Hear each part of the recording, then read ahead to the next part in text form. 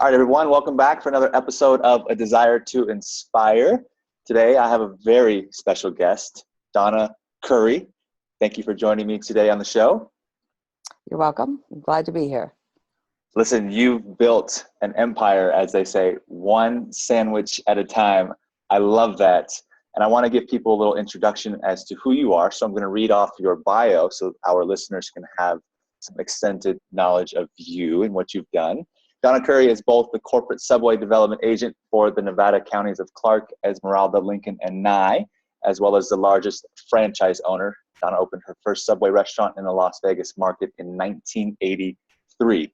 Her role as development agent encompasses identifying new locations, negotiating leases, overseeing construction of new stores and remodels, assisting franchisees with their ongoing operations, and ensuring that all stores adhere to the Subway brand standards. So I know that you own 65 stores that you own, and you've helped develop 179 stores per our last meeting. Let me ask you, what made you want to get into the sandwich business or even Subway business? Well, early on, I owned a beer and wine carryout in a little town in Newark, Ohio. That was my first business. And had an opportunity where someone came in and offers a certain amount of money and loved Las Vegas, had come here on vacation and decided, you know what, it's time to move to Las Vegas and see what opportunities there are there. So I moved to Las Vegas, became a camera girl at the Riviera Hotel, which I absolutely loved. Met all the superstars, had my picture taken with them, made really good money in those days. That was 37 years ago. However, said to myself, you know, I need to get back into business. I need to have something, an asset that I'm building of value for retirement. So I had an acquaintance who lived in Newark, Ohio, who opened 3 stores. Went back there, talked to him, and decided that that was going to be my future. So I bought the first franchise. And when I got in Subway, there was only 282 stores. Now there's 44,000. So I'm pretty much part of the boom of Subway. How exciting. And, you know, this is a worldwide brand now at this point. And, you know, 40, that's a huge jump. So before, you know, we really talk about the Subway days, what was it like growing up in Ohio, and what really made you have this internal drive? Was family life business-like back in the day? Was mom and dad in business? What was that environment like for you as a kid growing up? You know, it was my grandparents that were both entrepreneurs. My grandfather and grandmother on my dad's side were both in business for themselves. My grandmother was a hairdresser and my grandfather was a barber, and they had a shop together. And then my grandparents on my mom's side owned a grocery store called Hubert's Market. It was a corner grocery store. And I used to go there when I was 6, and they didn't have kindergarten back then. And when I was 6, and I would go down to the grocery store and help my grandfather. And I remember standing on a big wooden crate and pushing the big buttons on the cash register. And I loved it. I loved the environment. That's exciting. So grandma, grandpa were huge influences in you. I think that we talked at our last meeting, and you started off in business with a lemonade stand. Is that correct? I did. Yes, I did. My first business was when I was 8 years old, and we lived on a little street that had a private golf course next to us. We didn't belong to the country club, but you had a little outlet you could walk in. So I went over there and set up a lemonade stand. And I remember my father saying he was so proud of me because he looked out the bedroom window and I was making change to the president of the Park National Bank. And he thought that was really cool. And my first lesson in business was when I told my dad how much I made, maybe $20, I can't remember back then. He said, okay, so now you have to pay me for the lemonade. And that was my first lesson of going into business, and now I have to pay for inventory. And I was 8. I said, what? I have to pay you? This is my money. He goes, oh no, I set you up in business. You have to pay me first. So that was my first lesson. It's so fun. What were your goals as a kid early on? Did you initially know that you wanted to get into business? Because I can't imagine that Subway was the first thought or the first idea. And as a growing young woman, did you have other aspirations and other visions for yourself before this all came to fruition for yourself? No, I was always a person that had a goal in mind. I'm really good at setting goals. And so I would set a goal of something I wanted, and maybe it would be like, my first car. So I would sit and think about how I was going to be able to make the money to buy that first car. And I think that's what's always been my drive. I've always had something there that I wanted, that I worked towards. And then when I purchased that item or had that item, then I knew that that was proof, manifestation of here's what you did. You hit your goal. You succeeded. Right, right. Goals. I love goals. Yeah. I love the word manifestation. How important has that been in your life to this point? And I know a lot of people will talk about it. How can you have that conversation with somebody about manifestation and ensure them that it does work in somebody's way of maybe saying that it doesn't, manifestation stuff doesn't work, because there are a lot of naysayers. But however, yourself, a self-succeeding woman, knows that it works. What would be your advice on that? My advice is, if you're not growing, you're decaying. So I'm very, very encouraging to individuals to do a lot of personal growth, whether it's in any kind of classes that you attend, whether it's reading all kinds of material, whether it's listening to different things on YouTube, such as you're doing today. As much information that you can gather will make you positive and will help you get to the next level. Great point. I love it. Personal development is huge. I think that working on yourself relentlessly is by far the best work that you could ever do. So that brings me to thinking about your education. Did you get a formal education? Where did you start with school? Did you not go that route? And how did this whole thing transpire for you? Well, one of the things I'm proud about is I do not have a college education. So when people ask me, what school did you go to? I go, a school of hard knocks. That's my answer. And they laugh, really. And I said, no, I did not go to college. I went to a Catholic high school. In my senior year, I had enough credits. I only had to take one course. I believe it was English. And I got a job. And I got a job at the industry in this little town, which was the Newark Air Force Station. And my sister had worked there the year before.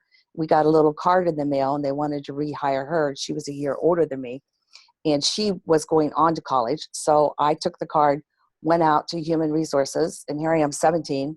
And I said, my sister doesn't need the job, but I do.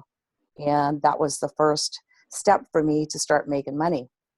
And at that time, a government job was the best job. You had all the benefits, you had all the opportunities for advancement, for promotion. And I started working there and loved it. But I think what I really liked about it was I was starting to make money, starting to be independent. And at that time I said, college, let's see. Why would I want to spend that amount of money, go into debt, and make less money? And that's when I made the decision. I like this. I'm going to stay right here. And I worked for the government for 10 years. Was that a hard decision for you to make, to do and go the money route versus the education route? No, because I wanted to buy a car. So the money I was making, I took and bought my first car. So I'm 17 and I bought my first vehicle. And I think that was probably something that was really not done. A lot of people didn't do. So I got my first car when I was 17 and I paid for it myself. And you're still doing that same thing, right? I think I am. you're still buying. Now you're buying much nicer cars, which are a lot more fun for you, faster right? cars. Please don't drive fast, though. No, I don't. Okay, so when you got to Vegas and you opened up the first Subway, we talked about how you opened it up right in the middle of the city. It was kind of like right where everything was happening, off the strip, about half of a mile, if that, right central into town. Why did you open up there? And can you talk to me about some of the challenges early on that you had in developing that first store, running it, and then moving on to second store, third store, and all of that progress moving forward? Sure. So when I opened up the first store, we had what was called a business consultant from corporate, and they came out and helped us select locations. So he came out, we drove around, looked at different sites. What we liked about this one was, first, the rent. That was the thing you're always looking for, to keep your break even, your numbers down. So it was a reasonable rent. And I believe, and that was in 1983, I think it was like $650 a month. And it was right in 605 East Twain. It was right in between Maryland Parkway and Paradise. And at that time, the neighborhood there had a lot of individuals who would move into town and they would go and get jobs in the casino because that was the number one income producing position. So what I thought was the positive thing about that location was we introduced people to Subway because it was so young and so new. These individuals moved into apartments there. Now they've become successful, whether they're dealers or waitresses or whatever in the casinos. Then they would move out to the other outlying neighborhoods. So we started there as our core and then opened up more locations and grew with the city. I had a contract at that time. Fred DeLuca, the founder of Subway, had come up with a development agent contract, and I became a development agent. And that's when I was given the position of opening all the locations, whether I opened them myself or whether I sold franchises to individuals. So I think that little location right there was a good seed that was planted, and then the tree grew as the city grew. Right.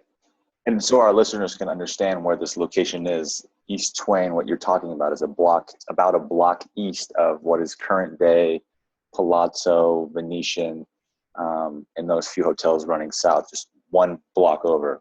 So they have an idea kind of where you were stationed in the city early on.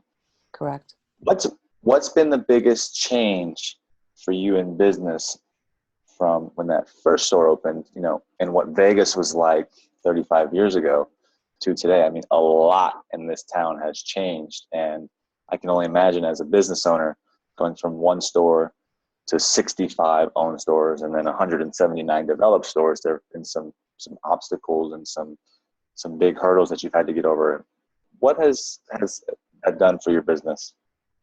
Well, it's a pretty large question, but as you were asking me, my thought process was this. So you learn as you go.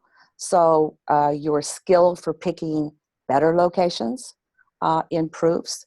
Even the company, they were still young and learning too. So what is a really good location? You're always looking for location in order to have a higher volume. So we learned as we went along. So sometimes the cheapest rent is not necessarily the best location. Sometimes the best location that has higher sales is not necessarily the most profitable because you have higher rent. So you really start to learn to narrow in on what is my best location, what size. Our size is 1,200 square feet.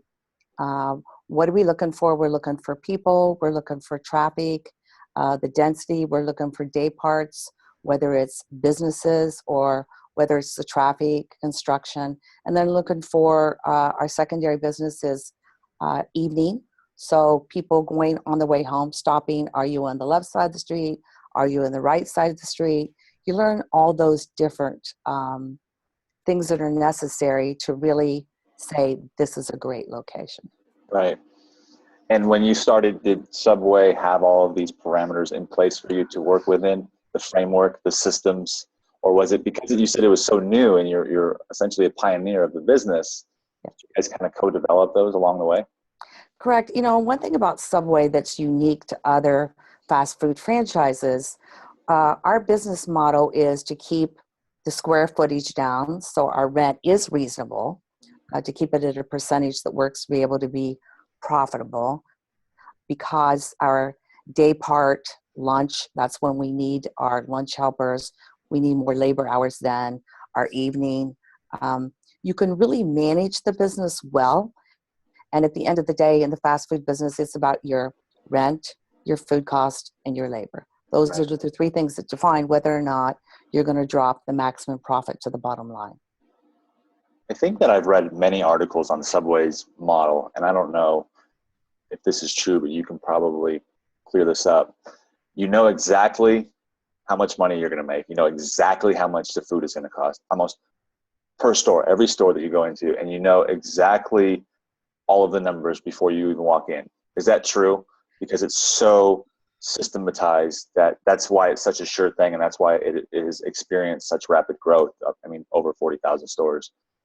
Unbelievable. I think what you're describing is the word franchise. And Right. that's why you buy a franchise, because it's a known entity. We've made all the mistakes in the Subway world, and we're going to tell you and give you the tools to be able to be a really good business person. Now, when I sit in front of somebody and interview them, I have no idea. I'll tell them, let's say this is a football game, and I don't know how well of a quarterback you're going to be. And it all is up to you as to how well you run your business. But you're going to buy a franchise from me because I'm going to give you all the tools. I'm going to tell you what your food cost should be, how you measure it, all the things to watch to make sure that you're maximizing your profit.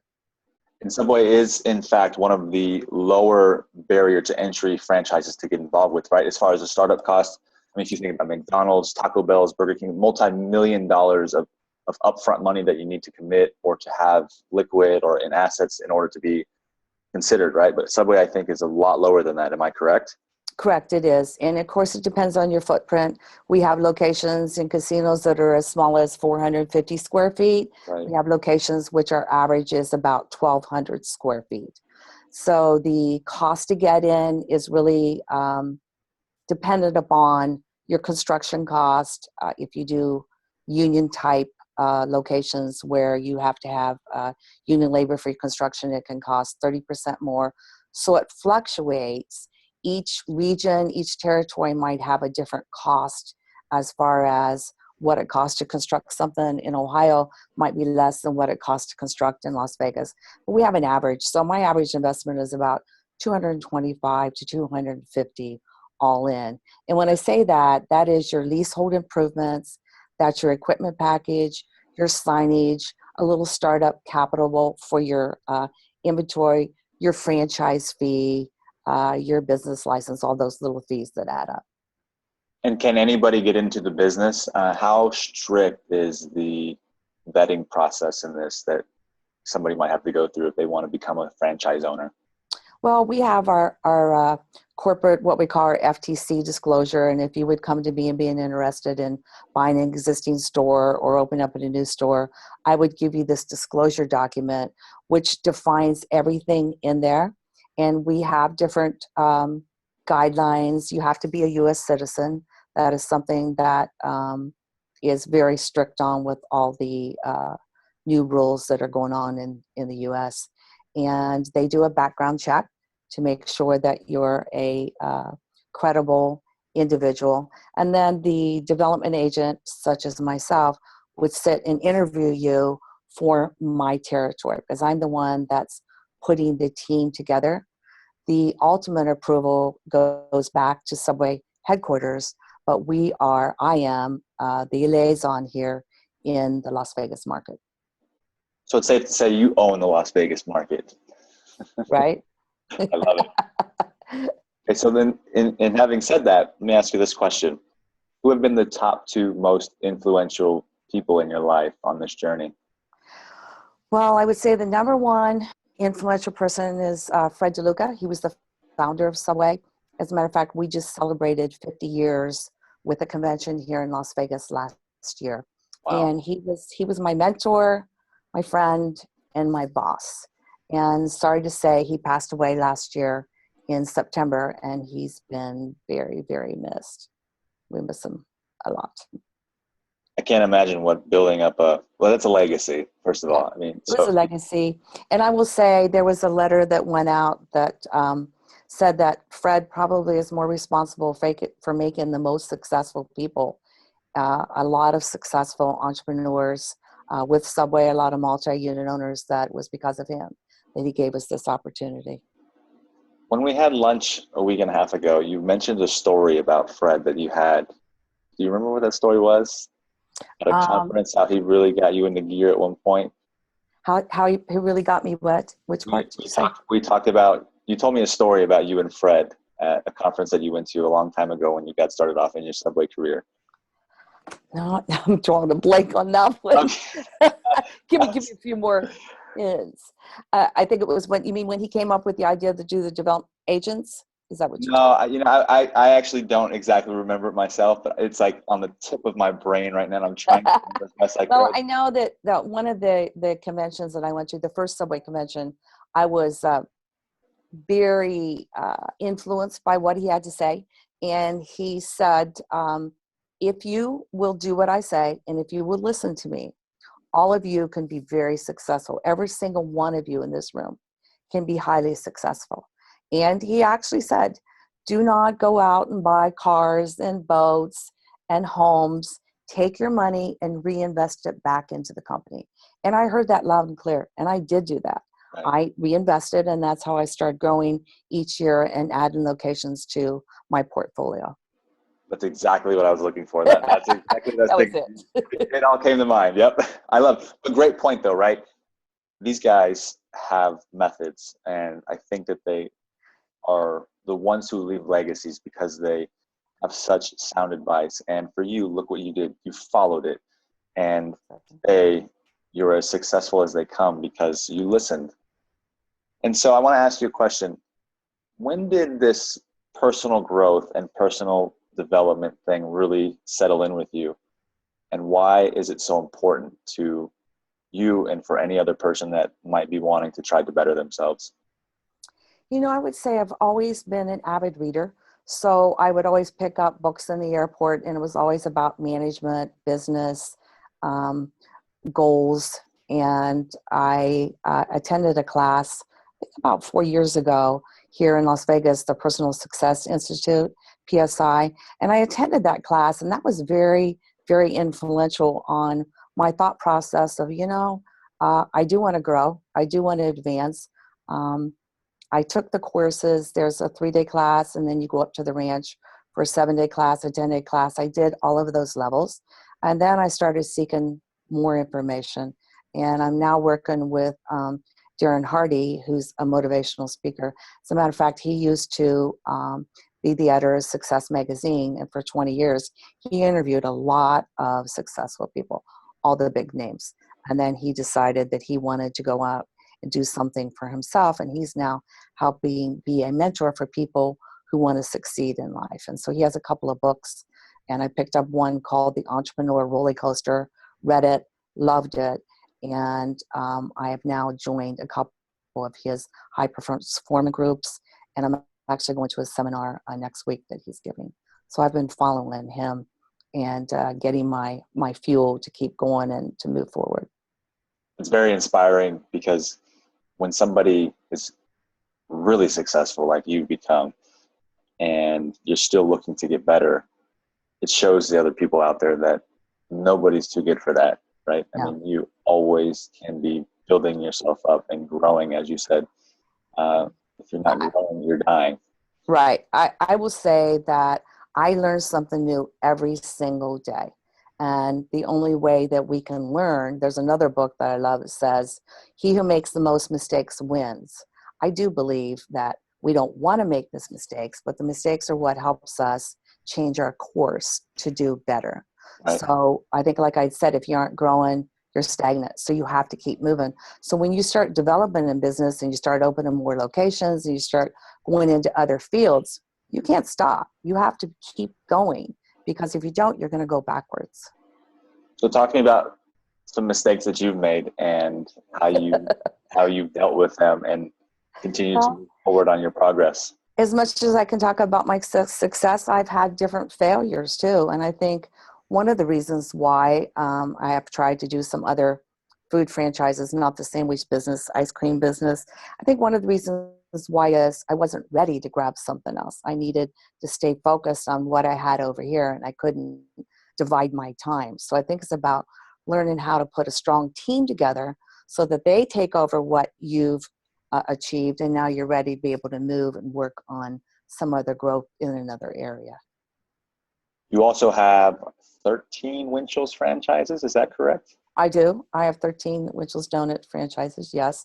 I have some locations where I have co-branding, where I have Subway and Winchell's. It works because the morning part is when people come in and buy donuts, and sometimes they buy sandwiches at the same time. Right. And a lot of my stores are 24 hours, so we have late night where they can come in and buy the donuts too. and we've been able to share the rent structure, which makes the store more profitable. So that was the whole reason why I put them together, to be able to get some more higher profile locations that have a bigger footprint and to make the numbers work. I love it. I think that donuts and sandwiches are a great combination. There's one actually that's not far from my place. It's 24 hours. It's on Warm Springs and between Durango and Buffalo, and I go there all the time. Yes, Cimarron. Yep, exactly. Yes, yeah. totally. You got some of my dollars if that's your store. Thank you. So this is exciting because you're doing a lot, and you're still focused on you, and you're growing, and you're also now making a transition into some new things that really have sparked your interest, which includes speaking and mentoring. And this is where it really gets exciting, because I feel like everybody hits that pivot point where they want to do more and give back. And while you're feeding faces for 35 years, that's all great, and it brings you a tremendous amount of satisfaction. But this next phase, I feel like you're really excited about. And I'd love for you to share that with us, because I think it's the next chapter in your life. And I'm excited to see where it takes you, but I think that you'll have a huge, huge impact on a lot of lives. So can you kind of tell me what that direction is that we've been talking about for this last week and a half? Yeah, I sat and thought about, I want to give back to the community, and Las Vegas has been very good to me. And you sit and think about, what is my purpose here? I've achieved this. I'm successful. What's next for me? And it's about giving back and wanting to help people succeed too.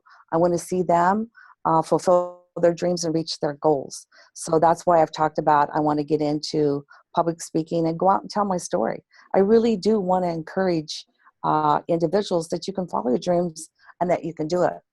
The other piece of the puzzle is I've been working with the Grant a Gift Foundation for Autism, and I'm going to be the incoming board chair.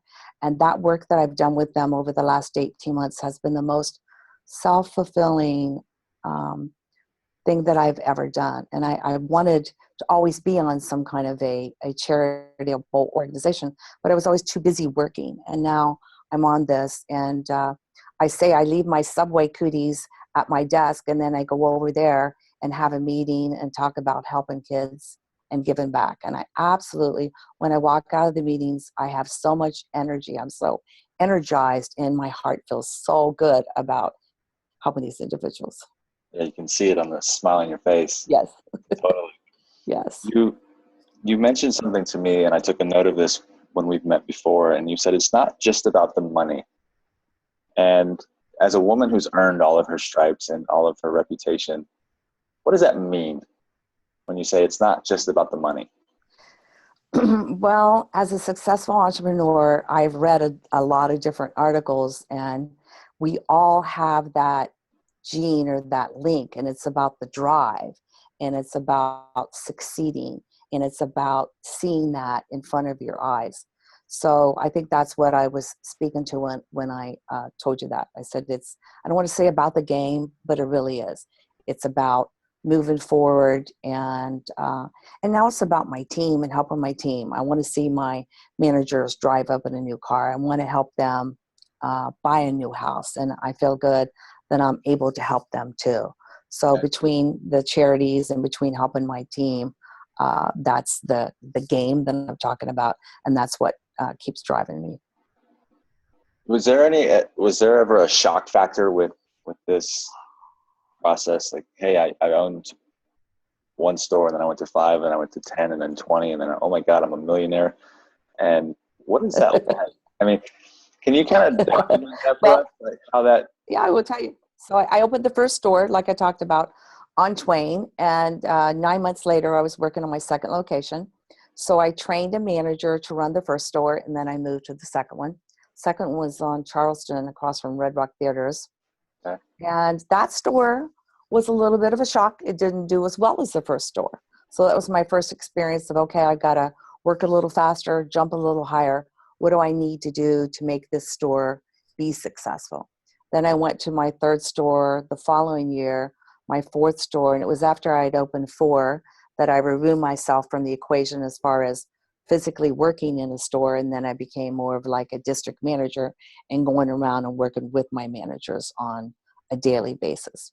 So that's how I grew. So, first you have a bookkeeping company in, now all of a sudden you hire someone in-house and you start building your pyramid with the different levels that you need in order to own a large group of stores.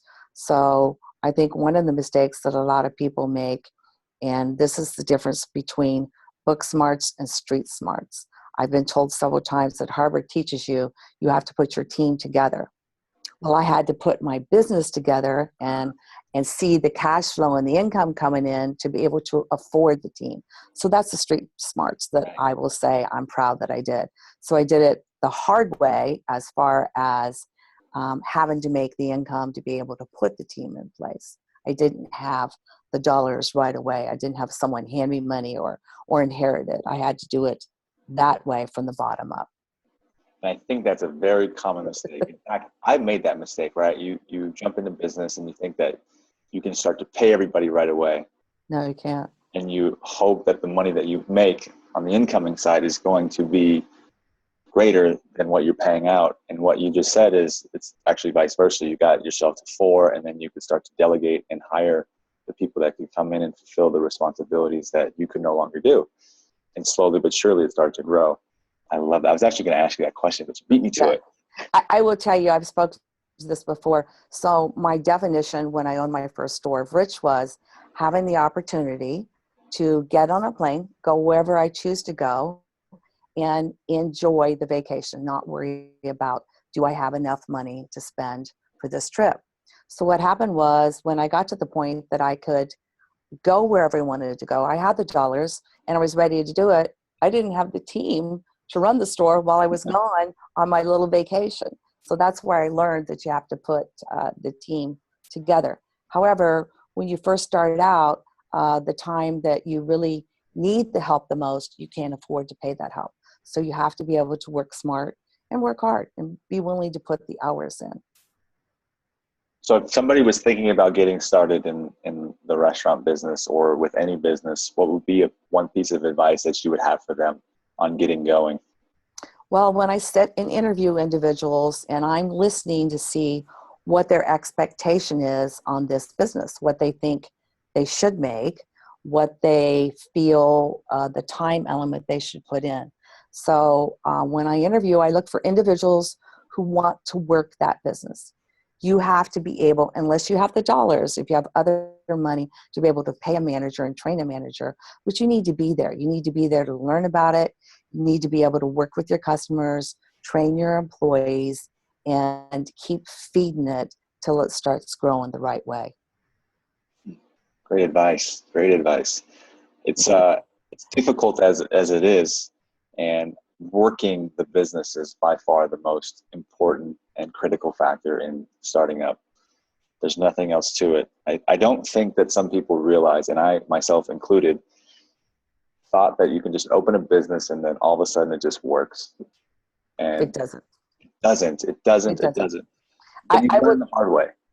I will tell you, I did something 2 weeks ago. I just celebrated 33 years since I opened my first store. And unbeknownst to me, I picked the date that I was going to go in and do some wow customer experience. That's what the exercise was with the Darren Hardy group that I'm working with. So put on my subway uniform. I went into my store. Employees were all excited. And I worked with employees. And I did like an undercover boss, but I did it from a positive aspect. So I ask each employee, what do you like about working for me? What is it that keeps you here? And what is it can I do to help your job be better, to help give better customer service? And they were really excited to give me their feedback and to see that here she is, the woman that signs my paycheck. And I'm a real down-to-earth person. And I love people. And this is the people business. I just sell sandwiches secondary. So I worked along with each of them, and then I decided I was going to go out and talk to the customers, and I told them I was celebrating my 33 years, and I passed out cookie samples, but it was a great 5 hours for me to observe my team and to see how I can give them better direction, how I can help them to help themselves. And one of the things that I identified is fear. Everybody in life and in business, fear is what holds us back. and you just have to move through it. Like a lot of songs say, you got to go through how you move through it and you're going to get to the other side. So one of the employees I identified was really strong. He was the leader. The manager had gone and ran an errand at the time. And I said, why aren't you a manager? Well, and I just saw fear written all over him.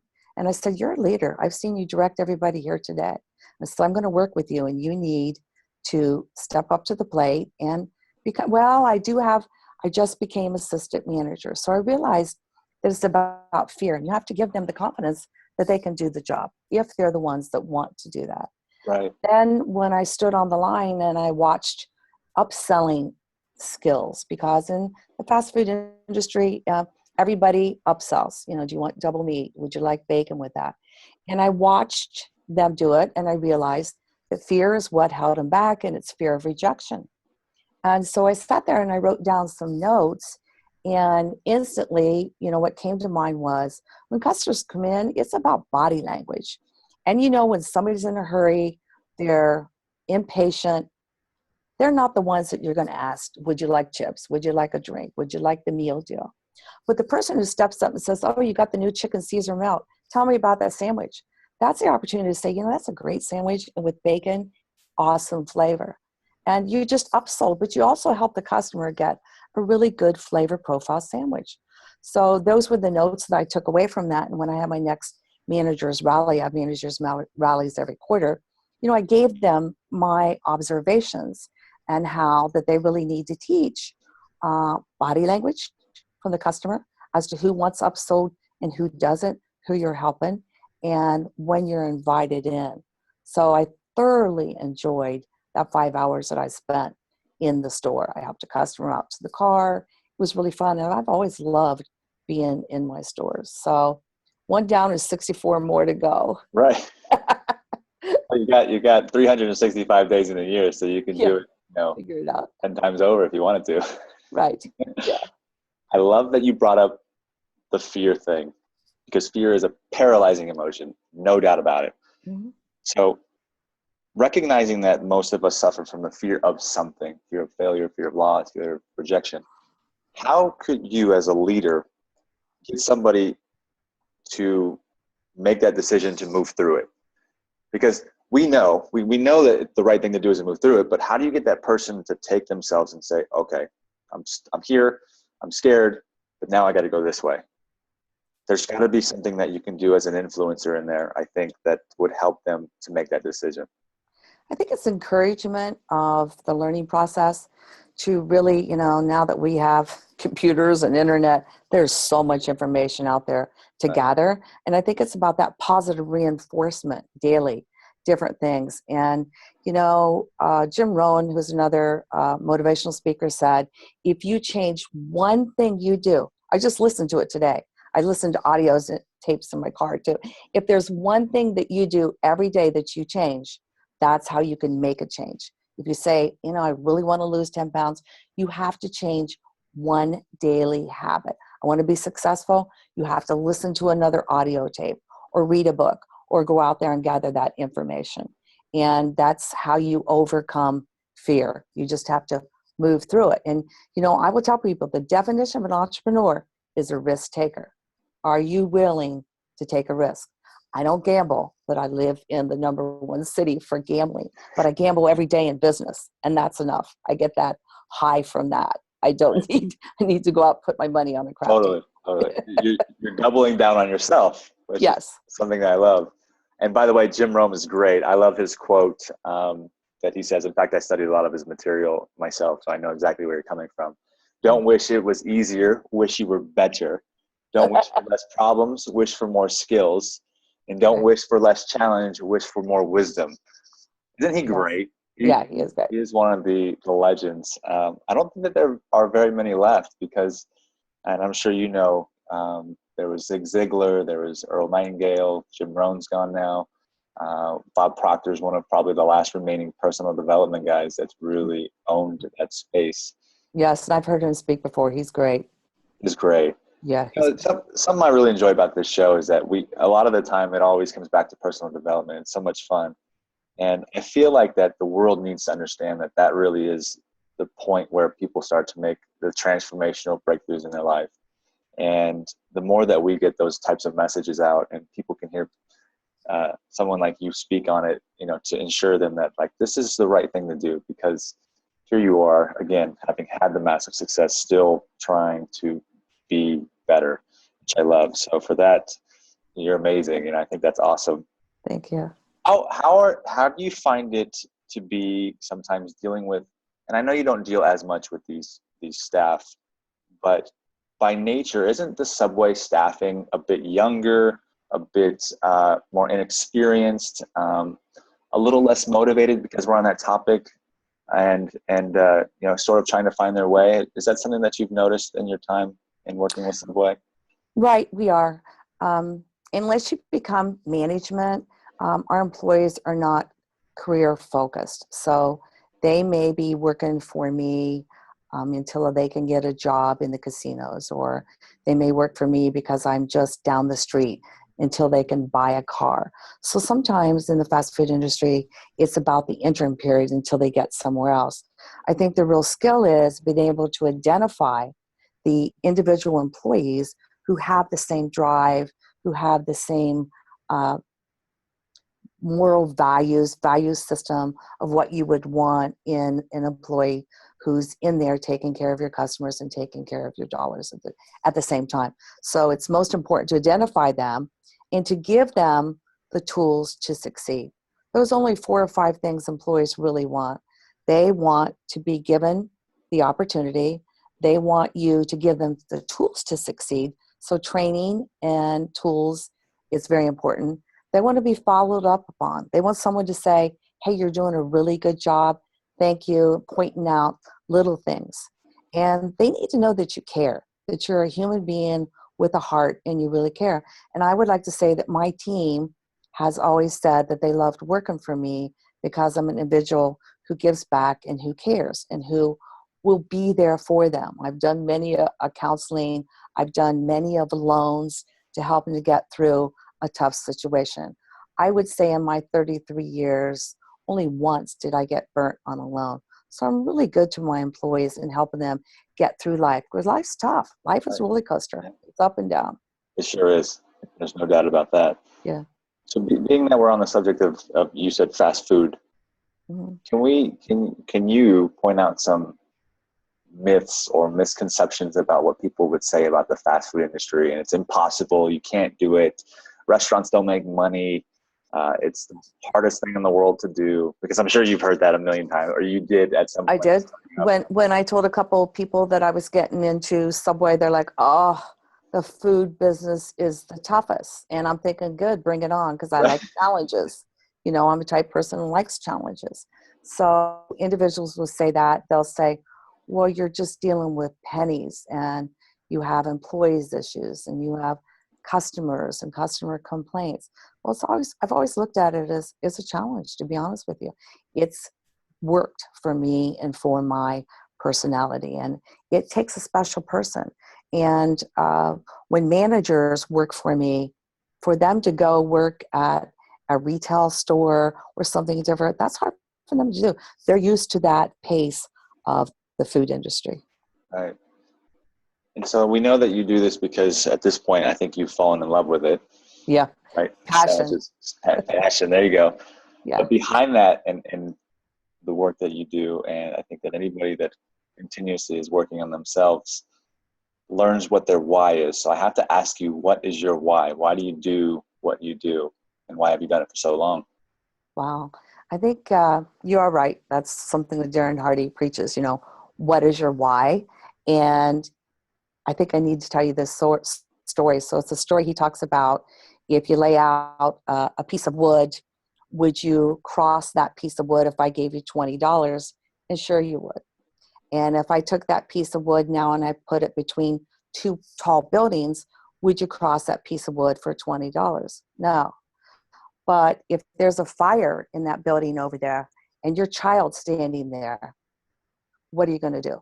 And that's your why. So you have to figure out, what is it that drives you? I think for me, some of the things I talk about as a kid was I liked rewards. I'm a reward kid. I liked, whether it's personal items, whether it's a certificate, I like that recognition. And I think I got that from my dad early on. And one of the things I identified in my personal growth journey was I was the fourth of four girls, all a year apart. And of course, they wanted a boy. So when I was born, my mom said, "There's your boy, name her after you." So I was named after my dad. His name is Donald. And lo and behold, 8 years later, the boy came, and I had individuals say to me, "Wow, you really got your nose cut off. Well, you're not the baby anymore." And at that period, I believe, was when I got my why. And my why was, I'm going to have to get a little bit better here because I wanted my dad's attention. And so I took something that could have been negative. I could have chose the dark side, but I went to the right side, I would say. And that's when I started making sure I had the A's, I had the awards, because I wanted my dad's attention. Look, Dad, and he gave it to me, but it was just, that was instilled in me by people saying, "Wow, you're not the baby anymore." And I think that was my why. And that's why I've been driven all of these years to achieve. It's amazing what we'll do, what we learn about ourselves in childhood. Yeah. In some cases we don't, but if we do a serious reflection back into our life, we can really identify things that either make us or break us. And it sounds like your father was very influential in you figuring out who this woman would become today. And so what is that family dynamic like nowadays? Are your sisters and brothers still around? Your parents still alive by any chance? I just lost my parents in December. They were married 69 years, and I knew when one would go, the other one would, and they did. And that was a challenging year. And of course, like I said, I lost Fred last year. But I have two sisters who live here, and I have two more sisters in different states, and I have my brother who lives in Orleans now since we've lost our parents, and we're kind of learning, how do we reconnect? What's the family going to look like now? Right. That's another phase. That's another step. Right. It's a huge part, right? I mean, I don't think that it's valuable to lose the family connection. Yeah. I think the sense of belonging that we all want, that we all desire, comes from the family for the first part, and then what we can build off of that makes life fulfilled. It does. It So does. for you, what is the work-life balance look like? That's something that I've had to work hard on as far as balance, because I would say that I was, up until the last year, more of a workaholic. Now I have been learning how to pull back a little bit and give my team the opportunity to use all the tools that I gave them and to excel. So I have had more balance this year, and I've done a lot of the personal growth that I'm talking about, a lot of work on the Grant a Gift Foundation Autism Board.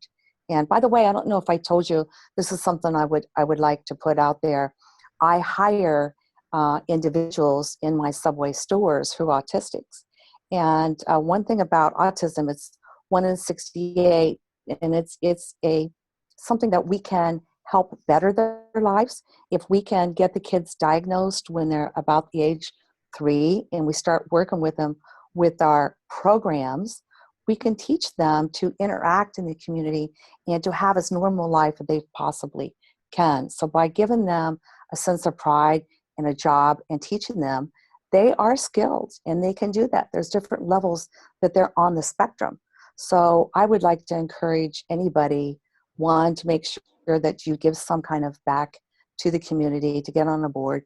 And if anybody, an entrepreneur out there who would like to give an opportunity to an individual to work, they're really good kids. And I have great pride in my heart that I'm helping make a difference and to help them feel as normal as they can. Feels good, doesn't it? It does. What are some ways that if somebody was a little bit gun shy on going and giving their time for an organization or a foundation, that they could still give back and still feel that satisfaction that comes from the inside, because we know that is joyful. Right. Do you have any ideas or suggestions that you could offer up as far as what people can do to make that more part of their daily life? I do.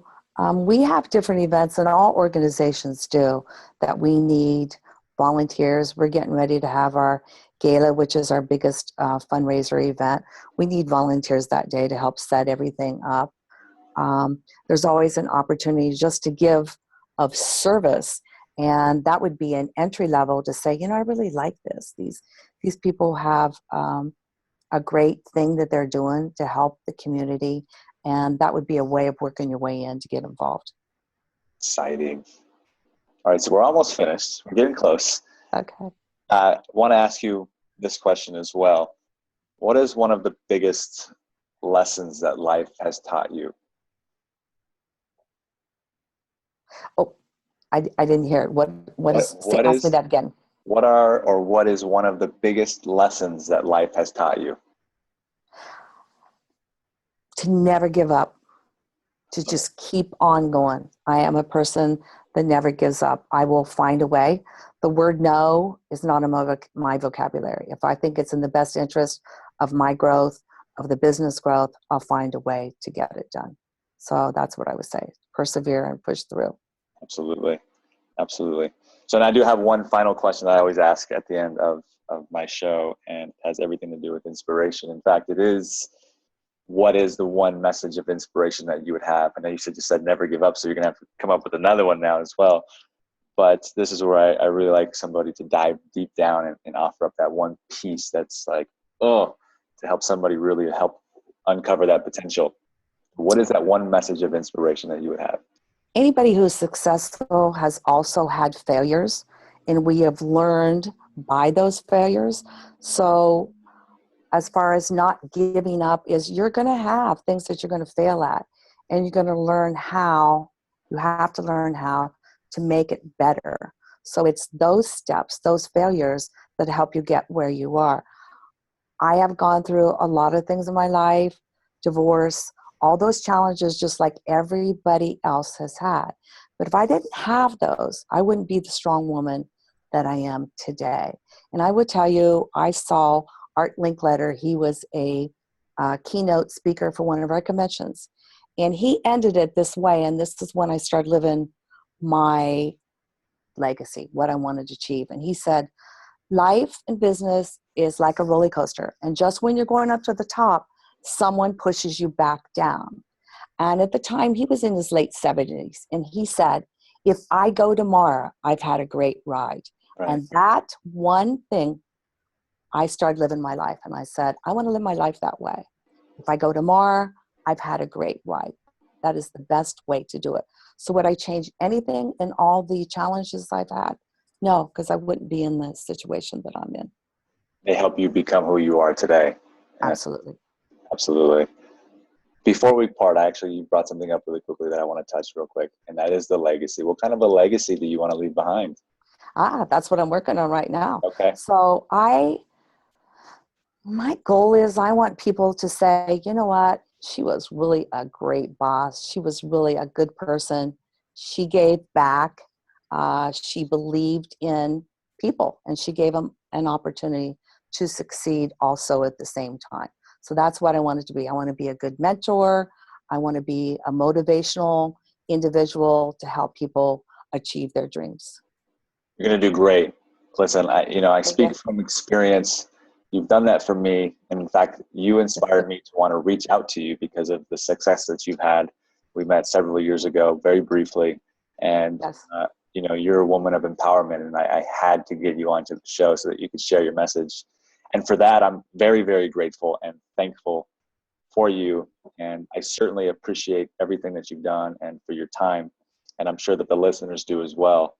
It means the world to me, and I can't wait for them to use some of this insight and some of this knowledge, because that's valuable stuff. And for what your future looks like, I'm proud of the steps that you're making and speaking, and I'm sure there's going to be a lot more to it, books and coaching and mentorship. And if there's anything that I can do to help, I'm happy to be a part of it. I can't wait for you to show the world what you've got. Thank you. It was a lot of fun. I'm glad. And so, any last words for the audience before we say sayonara? Go for it. Go for it. I love it. Donna, you're a rock star. Thank you so much for joining me. I appreciate it, and I thank you from the bottom of my heart. Okay. You're welcome. Thank you.